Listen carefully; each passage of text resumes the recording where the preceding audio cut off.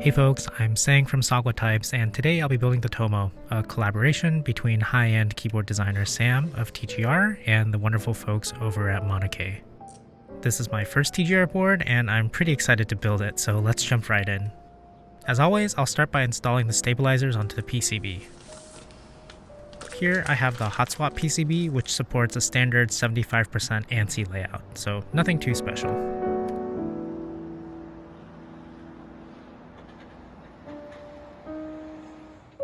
The TX tabs I'm using come in two sizes, and because I wasn't sure which to use, I'm measuring the thickness of the PCB. This one looks like a standard 1.6mm PCB, so I'll be using the corresponding 1.6mm stabilizer set.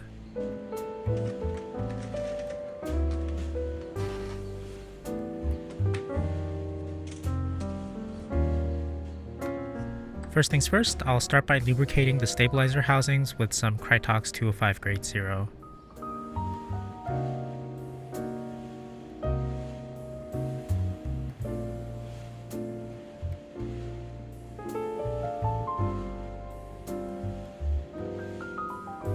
With the housings lubed, I'll use some XHT BTZ on the wires. It's a thick grease that I'll apply to the ends to stop the wire from rattling when it hits the housing. So I'll need to prep 4 stabilizers in total for this layout, 1 for the spacebar and 3 for shift, return, and backspace. But since this is my first time using TX tabs, I'm preparing an extra one in case I mess up.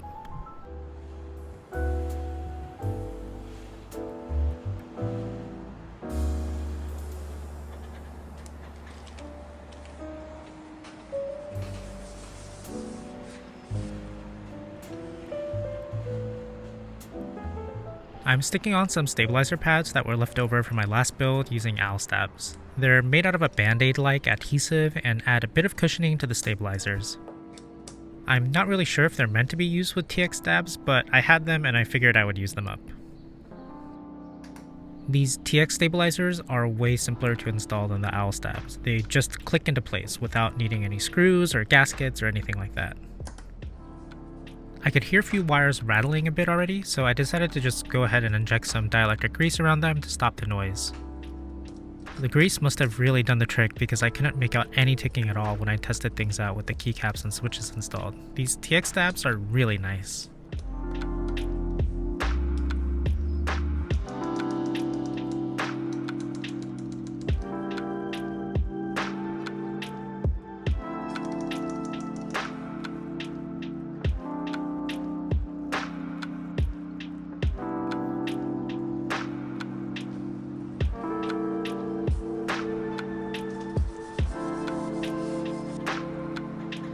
With the stabilizers installed, it's time to move on to the switches. For this build, I'm using some diamond polished Cherry MX Blacks. They've supposedly been actuated for a few hours using diamond paste on the rails, but I'm not 100% sure if it's legit because I got them secondhand and they cost and feel pretty much the same as broken in MX Black Hyperglides. They also have noticeable spring crunch, and the top housings are a bit too loose for my liking. In my experience though, that's pretty typical of Cherry MX switches, especially ones that have been broken in or opened up previously. And it's not really a big deal because I was planning to mod these switches anyway. And speaking of mods, I'm swapping the stock springs with these long dual stage springs. They decompress faster than stock and give the MX Blacks a snappy feeling that I really like. I'm also using switch films to make the upper and lower housings have a tighter fit. These films are pretty thin at just 1/15 of a millimeter, but there are thinner films if you want. Thin films like this one don't really affect the sound of a switch, but thicker films can and do make a switch sound more muted. And to top things off, I'll lubricate the springs, stem, and housing to make the switches feel buttery smooth and sound clean and crisp. Here's a quick comparison between the lubricated switch and the stock switch.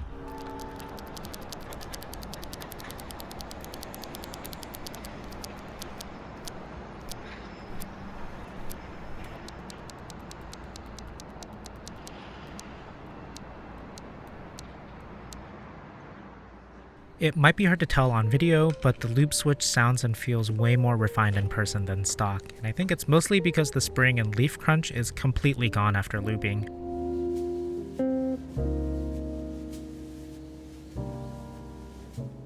So preparing 84 switches by hand is definitely a bit of a pain, but it doesn't need to be done all in one go, and to be honest, lubing a handful of switches is a nice way for me to zen out after a long day.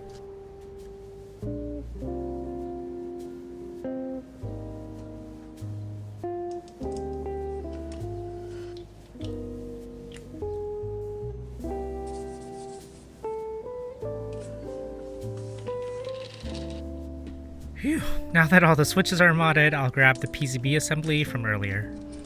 But before I can install the switches, I need to take the assembly apart to install the plate foam. I forgot to put it in when I was testing the stabilizer, so I had to just go back and install it. In my experience, lightweight metal plates like the aluminum one I'm using in this TOMO really benefit from foam. I find that it helps keystrokes sound a bit cleaner and more refined, but I know plenty of folks who don't like foam, so it's really just down to personal preference.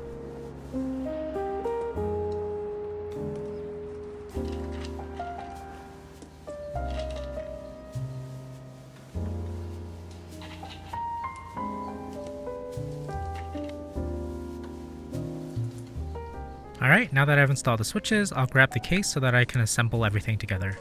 As a side note, I really like the packaging for these parts, and I feel more than a little bad tearing them open.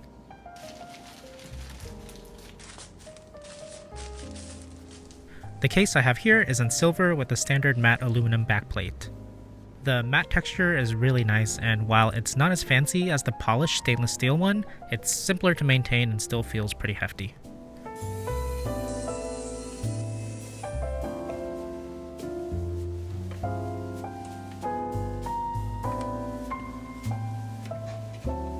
And with the case opened up, I can remove the stock polycarbonate plate and replace it with the PCB assembly that I just built.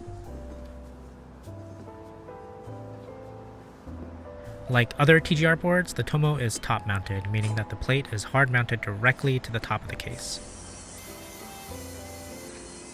Top mounted keyboards offer very stiff but consistent and even typing experience, and while the TOMO also supports a softer gummy O-ring mounting style, I won't be using it in the build today.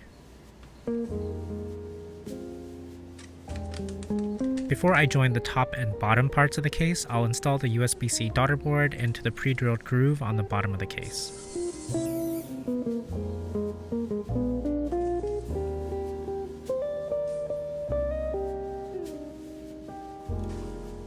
Alright, with the daughter board in place, I'll just lay in the pour-on case foam and wire the daughter board and motherboard together.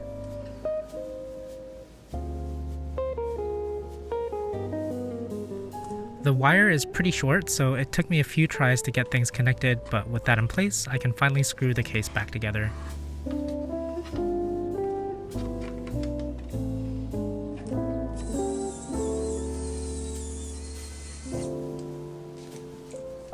With the case and PCB assembly screwed together, I can finally install the keycaps and complete the build.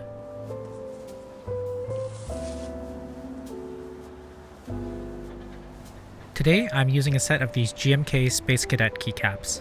Like all GMK sets, they're double-shot injection molded and fairly thick, meaning that the legends are very crisp and won't fade with regular use.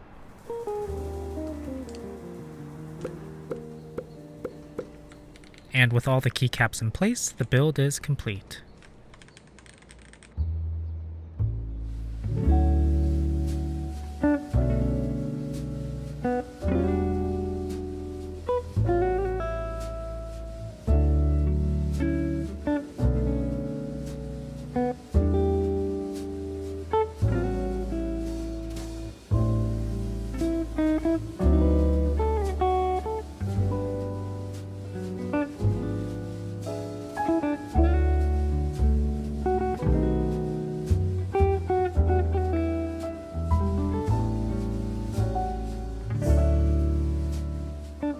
Well, what can I say? This board looks really stunning in person. When I first placed my order, I actually regretted it a bit because MONOKEI announced the Jane V2 raffle soon after, but the TOMO has really grown on me. It looks and feels so nice, especially with the blue Space Cadet keycaps and matte silver case. The LEGO badge has also grown on me a bit, and I had more fun than I'd like to admit swapping out figurines. I also had some 3D printed LEGO head keycaps laying around and found one in silver to match the case.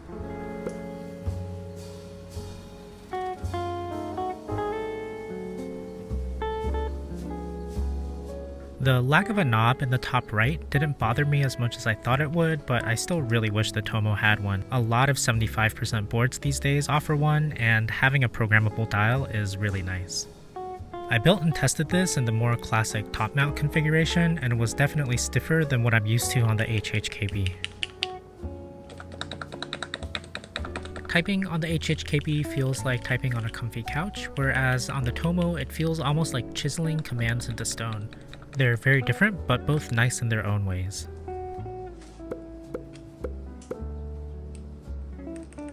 There's also a 50A gasket included to provide the option of a gummy O-ring mount. The gummy mount will definitely feel softer than the top mount, but I'm not sure what effect it'll have on the sound. I'm pretty keen to give it a go though, so I'll try it the next time I need to take the board apart. And as you'd expect from any high-end board, the machining quality is excellent. Edges are fantastically smooth and the finish is equally as smooth and seamless. I also think it sounds incredibly refined. Take a listen.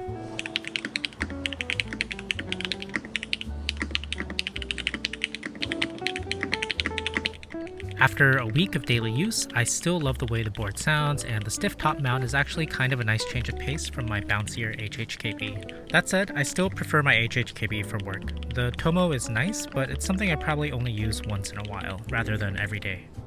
And while I don't think anyone would buy this board for gaming, it works just fine without any weird ghosting issues. The 75% layout lends itself nicely to gaming, with a full function row, dedicated arrow keys, and some room for macro buttons. The PCB is also fully programmable with VIA, so it's easy to customize. I think this is probably the most accessible TGR board to date, and there are still some configurations available on the MONOKEI store going for about $500 to $700 US. While that's certainly a big chunk of change, I'm really happy with my purchase and grateful to add this board to my collection. As always, thank you so much for watching, and a big thanks to all of my subscribers for their continued support. I'll end here with a short typing test. Thanks again, and see you all next time.